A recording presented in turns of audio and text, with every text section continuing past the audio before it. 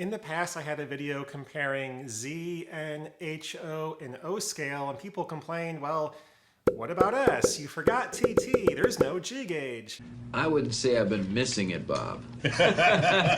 Well, today I'm going to show you trains from every scale, from little T gauge all the way up to big G gauge, including S and TT. Let's take a look.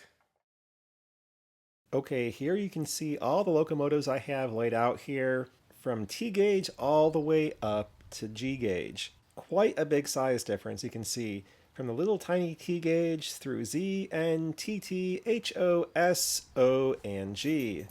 Looking at these a little closer, T scale is 1/450th, so 1 inch in T scale is 450 inches in real life, or that translates to less than 12 feet of track in T scale is equal to 1 mile, or 2.2 meters of track equal to 1 kilometer. If we go up to Z scale, Z is 1/220th.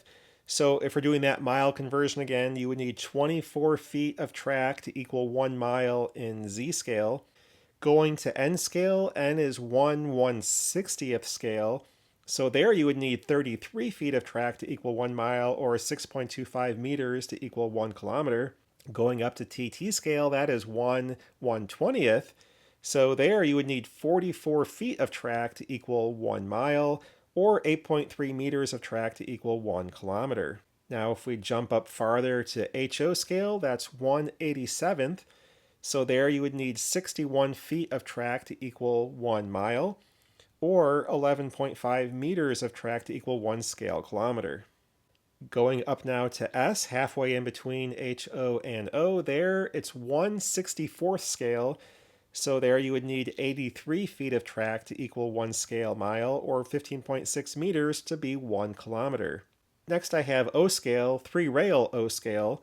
Here we have 1/48th scale, and there you would need 110 feet of track to equal 1 scale mile, or 20.8 meters for 1 kilometer.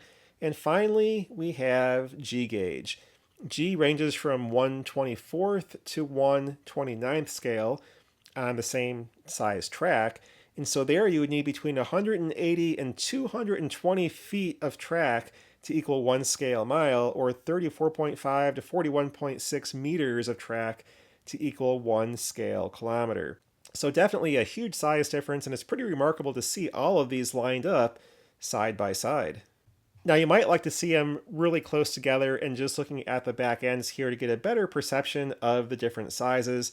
And so here you can really see the big jump down in size once you go from S to HO, then to TT, N, Z, and T gauge is just, again, remarkably, really comically small compared to the bigger scales of O and G.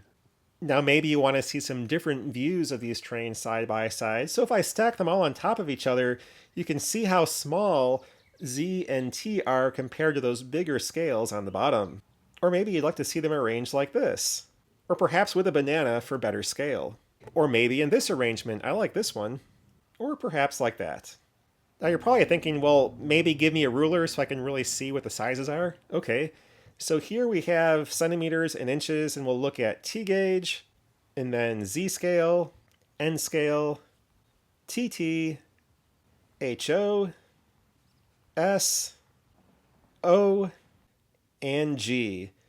And yes, I know these are not the same locomotive, but they all are similarly sized small 4-axle diesels. And so it does at least give you a relatively decent comparison to what these actual sizes are in real life.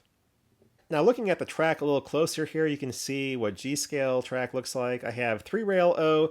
Obviously you can buy 2-rail O as well. A relatively similar spacing between the outer rails, but obviously no middle rail with a 2-rail O.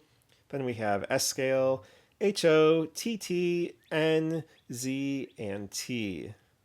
And again, these aren't all the same type of track. I have some with roadbed, some without. But you can get a good idea here of how the rail spacing varies as you go down in scale. And again, a comparison with the ruler. So anyway, that's a look at all the major scales in model railroading. And yes, I know there are things bigger than G gauge, but I'm not going to go there, like, yet. No, no, no.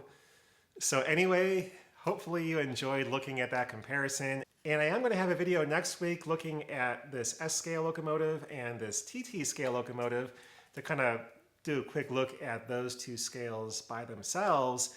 And I am making more progress on the 2x4 foot end scale layout. But I also started on a small ON30 layout, so look for that video coming up as well.